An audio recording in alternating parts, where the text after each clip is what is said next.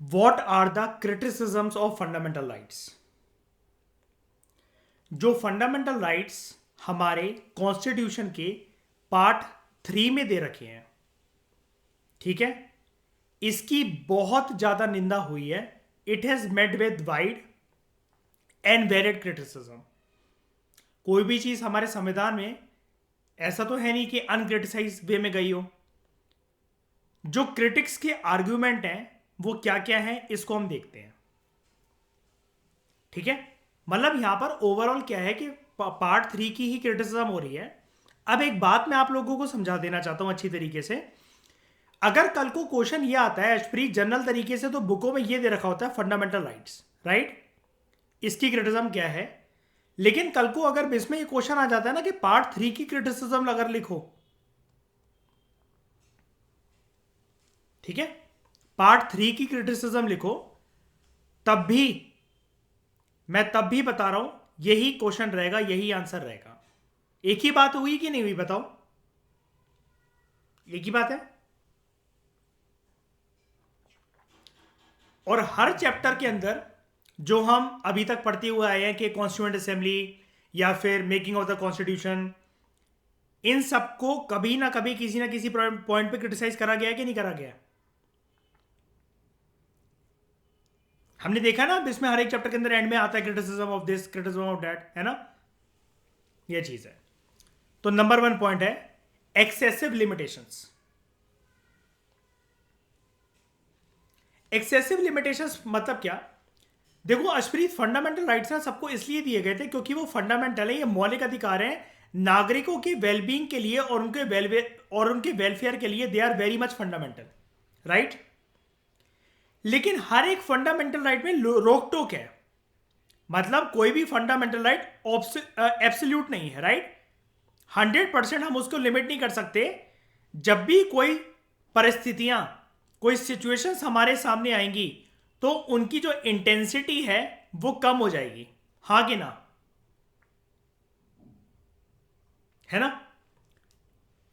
अब जो political experts हैं, जो क्रिटिसाइजर हैं, वो ये बोलते हैं ये लिमिटेशन थोड़ी बहुत नहीं, काफी ज्यादा एक्सेसिव अमाउंट के अंदर है। They are subjected to innumerable exceptions, restrictions, qualifications and explanation.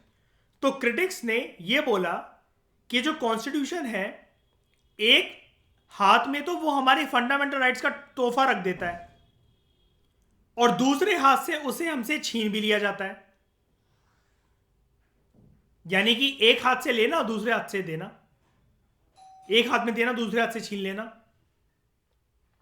एक पॉलिटिकल एक्सपर्ट है जसपत रॉय कपूर, ये इस हद तक गए फंडामेंटल राइट को क्रिटिसाइज करने में। इन्होंने बोला ये जो चैप्टर है पार्ट 3 के अंदर जो कि डील करता है फंडामेंटल राइट से, इसको ना रीनेम कर दो, इसका नाम कर दो limitations on fundamental rights. Laxmikant ji ने थोड़ी सी स्पेलिंग गलत करी हुई है, लिमिटेशंस, लिमिटेशंस और फंडामेंटल राइट्स। या उन्होंने बोला, या इसका नाम कर दो fundamental rights and limitations there on, कि फंडामेंटल राइट्स और उसके साथ एसोसिएटेड लिमिटेशंस क्या क्या है।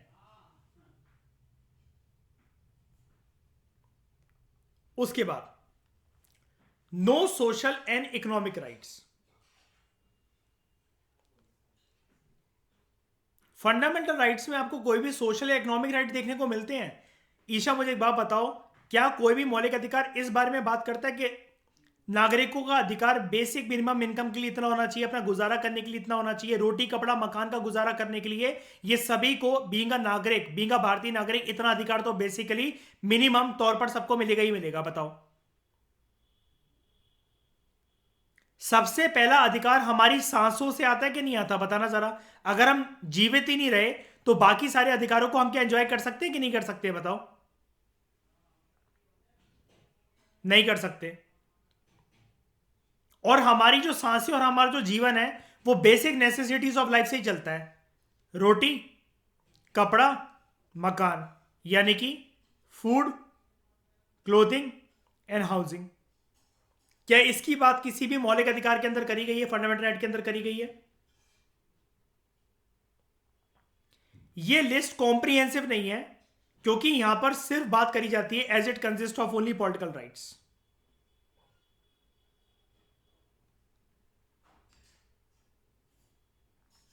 ठीक है। और ये क्वेश्चन आ सकता है आपको, ये क्वेश्चन आ सकता है आपको कि ये सोशल और इकोनॉमिक राइट्स की यहां पर बात ही नहीं करी गई है। ठीक है, क्या मतलब फंडामेंटल राइट्स के अंदर पॉलिटिकल राइट्स, सोशल राइट्स और इकोनॉमिक राइट्स, इनमें से किसकी बात नहीं करी गई है? पॉलिटिकल एक्सपर्ट्स का ये कहना है कि फंडामेंटल राइट्स के अंदर किसी भी प्रकार की प्रोविजन नहीं है for important social and economic rights like right to social security, pension वगैरह, right to work, right to employment, right to rest, बंधुआ मजदूरी कोई ना करवाता रहे, ओवर टाइम ना करवाता रहे, शरीर को निचोड़ ना ले, and right to leisure, right to free time भी पर्सन के पास होना चाहिए। These rights are available to the citizens of advance democratic countries, लेकिन भारत के संविधान में ऐसी कोई बात नहीं करी गई है। ऑल्सो जो सोशलिस्ट कॉन्स्टिट्यूशन हैं पुराने यूएसएसआर और जो अर्सवेल यूएसएसआर, आज के टाइम में आप कह लो कि रशिया और चाइना के, वहां तक ये राइट्स गिवन है। लेकिन लक्ष्मीकांत का ना, चलो एक बारी मैं पहले पूरा पढ़ाता हूं फिर आपको बताता हूं। ठीक है। नो क्लैरिटी,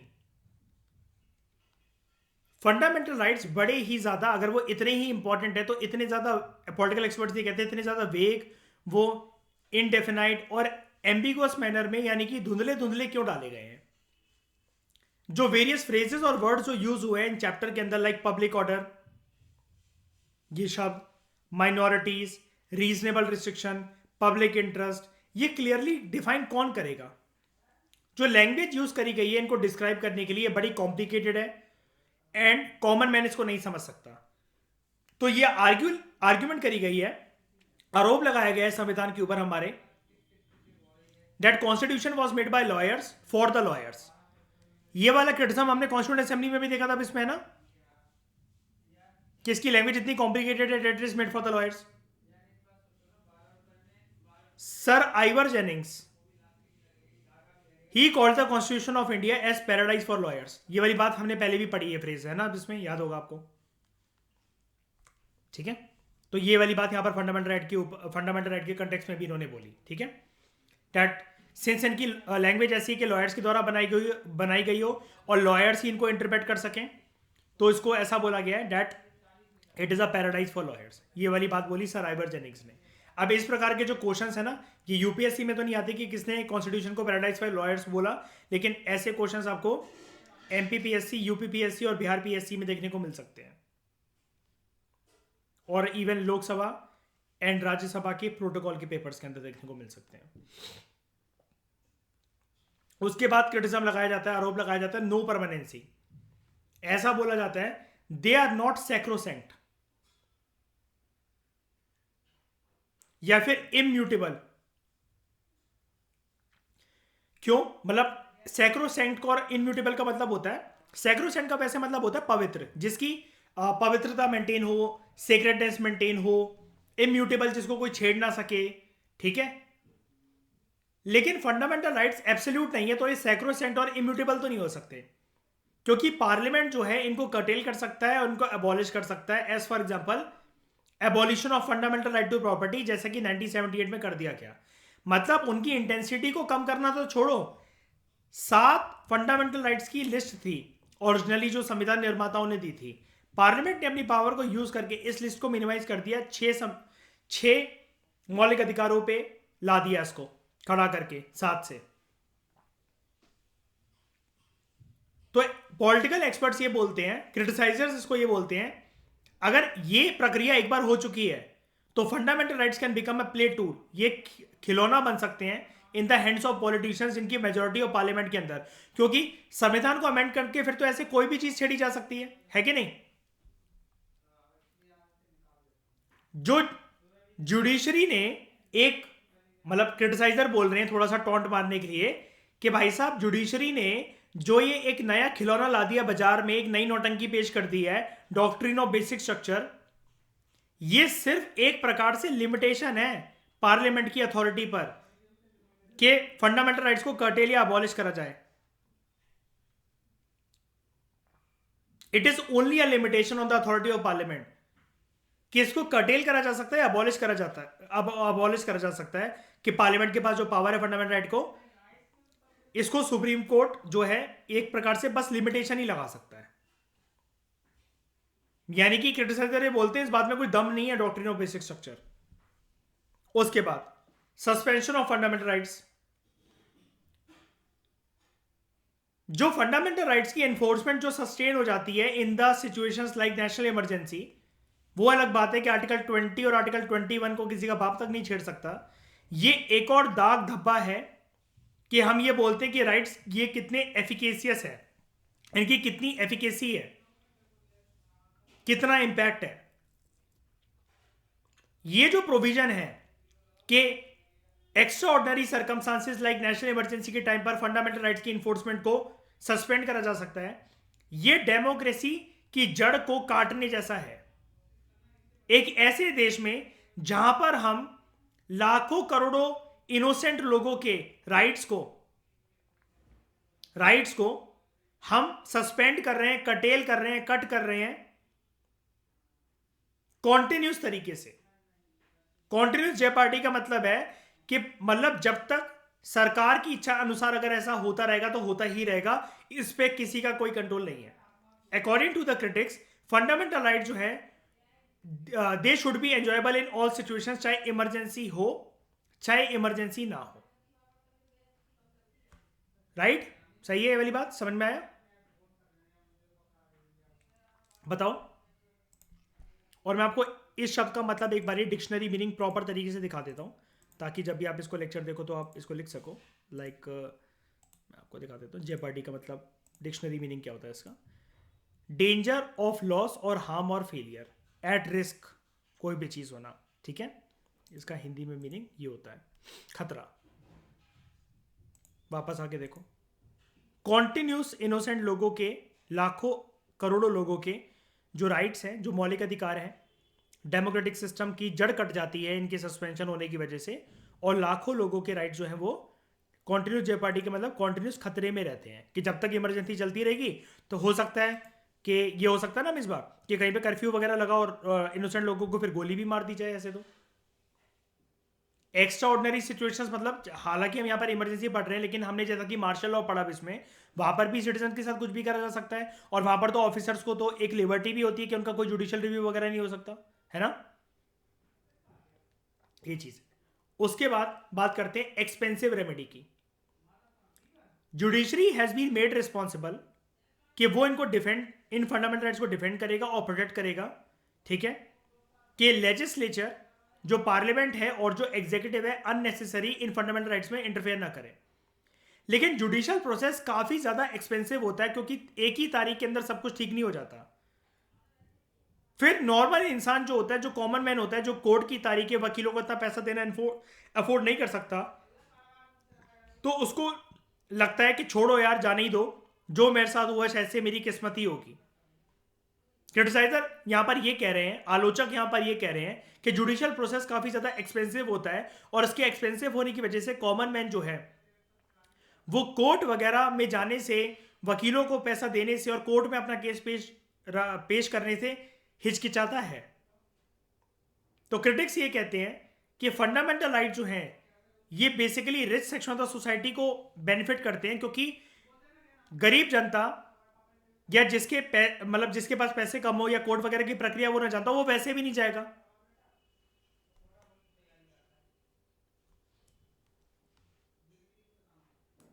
फिर बात करते हैं प्रिवेंटिव डिटेंशन की। जो क्रिटिक्स हैं दे एजर्ट दैट जो प्रोविजन है प्रिवेंटिव डिटेंशन की under article 22, it takes away the spirit and substance of the chapter on fundamental rights. क्यों? क्योंकि पर्सन ने यहां कोई गुनाह ही नहीं करा है, उसको किसी एक शक के बेसिस पर अरेस्ट कर लिया जा रहा है कि वो पर्सन जो है सोसाइटी को हार्म कर सकता है। यहां पर सबसे बड़ा खतरा यह आता है कि जो फंडामेंटल राइट्स है, जो मौलिक अधिकार है, अगर ऐसी किसी को अरेस्ट कर लिया जाए शक के बेसिस पर, तो ऐसे तो फिर किसी को भी करा जा सकता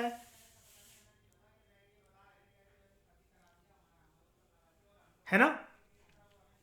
बताओ। It confers arbitrary powers on the state and negates individual liberty. It confers मतलब ये जो है, ये जो प्रिवेंटिव डिटेंशन है, ये स्टेट को आर्बिट्रेरी पावर दे देता है कि किसी को भी अरेस्ट कर लो, और इंडिविजुअल की लिबर्टी इससे खतरे में आ जाती है कि नहीं? तो इट जस्टिफाइज द क्रिटिसिज्म कि जो भारत का जो संविधान है, it deals more with the rights of the state against the individual than with the rights of the individual against the state. यानी कि स्टेट यहां पर ज्यादा हावी है प्रिवेंटिव डिटेंशन की वजह से इंडिविजुअल के मौलिक अधिकारों के अगेंस्ट, एज कंपेयर टू कि इंडिविजुअल ज्यादा हावी हो अगेंस्ट द स्टेट। नोटेबली कोई भी डेमोक्रेटिक वर्ल्ड कंट्री जो है पूरी दुनिया में, आज तक किसी कंट्री ने प्रिवेंटिव डिटेंशन को इंटीग्रल पार्ट नहीं बनाया अपने कॉन्स्टिट्यूशन का, जैसा कि इंडिया में करा गया है, ऐसा क्रिटिसाइजर्स कहते हैं। अब एक बात बताओ, ऐसे पर्सन के दिल में कभी भी रिस्पेक्ट आ सकती है कि भारत के संविधान या क्या कहते हैं अच्छा नागरिक बनने के लिए, कि जिसको शक के बेसिस पर अरेस्ट कर लिया गया हो? सोसाइटी क्या इसको अच्छी नजरों से देखेगी? पुलिस अगर इसको अरेस्ट करके लेकर जा रही है और ये नाम आ जाए कि जब तक चुनावी प्रक्रिया चल रही थी तो ये पर्सन 15 दिन, 30 दिन, 45 दिन या 3 महीने ये पर्सन हाउस अरेस्ट पर या फिर ये जेल में रहा शक की बुनियाद पर, तो पक्का क्रिमिनल ही होगा, पक्का चोरी होगा। क्या इसके लिए फिर नॉर्मल जिंदगी बिताना, काम धंधा दोबारा लेना, उस एरिया में अपने घर परिवार के साथ इज्जत की रोटी खाना क्या आसान होगी? कल को ऐसा पर्सन अगर अपनी पे आ जाए तो ये बंदूक नहीं उठा सकता क्या लोकतंत्र व्यवस्था के खिलाफ? बताओ, कल को क्रिमिनल बन सकता है कि नहीं बन सकता ऐसा पर्सन?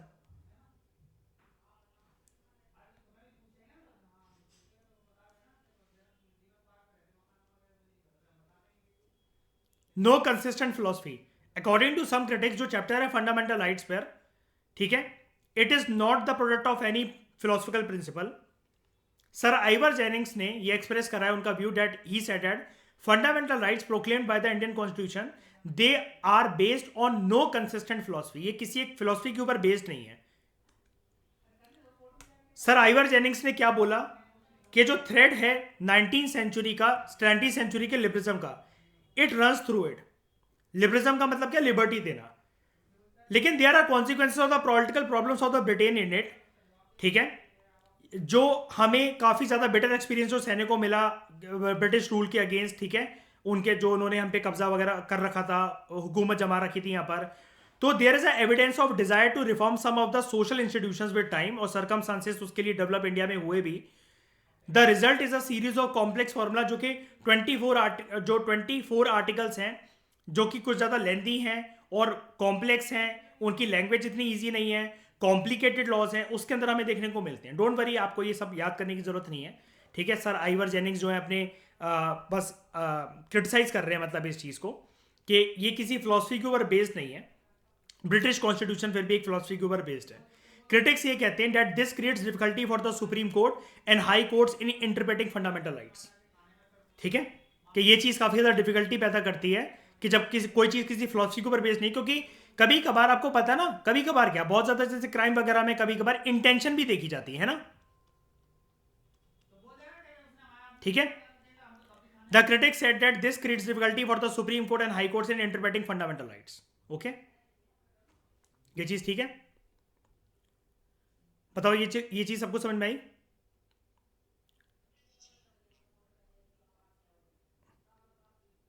क्या?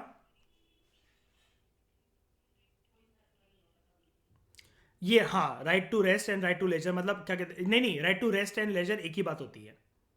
मतलब थोड़ा सा आराम करने का भी, और एंटरटेनमेंट करने का भी सबको यार अधिकार है। वरना देखो बर्नआउट नॉर्मल सर्कमस्टांसेस में भी कोई हो जाएगा।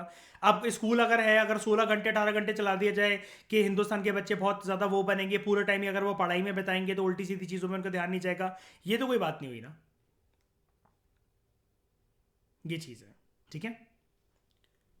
तो इस डिस्कशन में दोस्तों फिलहाल लेते हैं। Thank you very much for discussion.